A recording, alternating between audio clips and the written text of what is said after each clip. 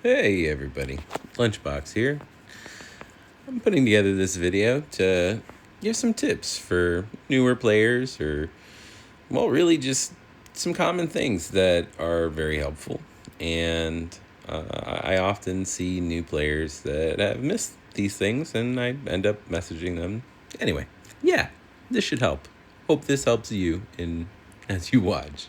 So, um, blue items.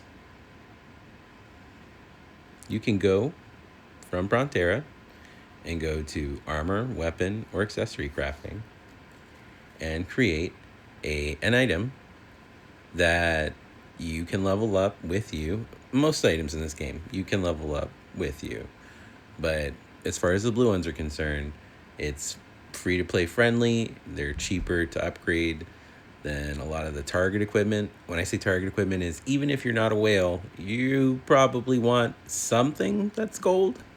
Eventually, like everybody, regardless of whether they're free to play or not, wants to buy diamonds on the exchange center each month. Here, I can't figure out where the accessory crafting is, so I go back to my map and click it and navigate there. Super useful tool if didn't know that was possible. As far as those accessories are concerned, there are main stat, and with the refine giving you additional percentage to that main stat, it ends up becoming a lot of power if you go this route with main stat in the accessories. Another thing I often see people in need of having pointing out to them are pets. Now, each pet has a talent. Vocal gives either physical or magical attack. There's a special one that will give you final damage. I have yet to see that personally. Pouring, the game shows you by default. It gives you a heal. Yo-Yo is for crit builds. It gives you crit damage. You don't see Skeleton so much because people hit attack speed cap that are going for attack speed builds. Mastering is vocal, but more buffs, different buffs all the time, and no confusion.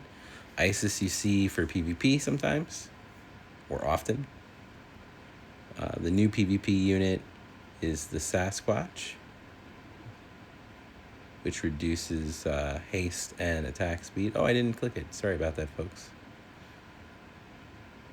Pets. So, if what a lot of folks miss are the 5 background pets. They focus their efforts on their first pet, their primary pet, which, don't get me wrong, they're great.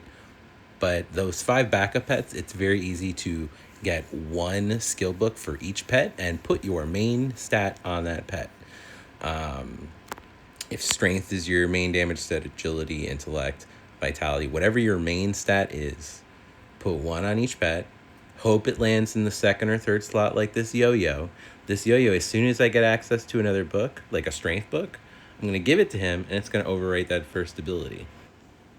Now, for your main pet, you're going to want to focus on hopefully getting abilities like increased agility or blessing, which are more powerful than the base mastery buffs. As far as characteristics are concerned, there are a lot of great ones and a lot of not so great ones.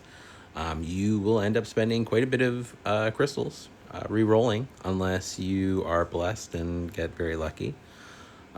You can target different monster types, sizes. There are buffs that the pets can give you. Very valuable tool.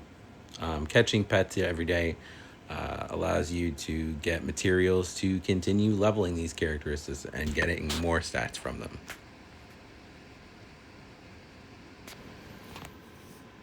Earlier when I was talking about the blue gear, I sort of glossed over the armor. The armor is not particularly good for most builds. I personally have it, but I don't really recommend it to anyone who's a DPS character. The level 40 and then 70 white armors are way better to use until you acquire, whatever, whether it's Murphy's or Odin's or the Valkyrie set, whatever you're aiming for, whatever your end game goal is. It's not this blue set. It's not the blue armor for sure. This is fun. Hopefully diamonds will appear. They don't. I recorded this before talking over it.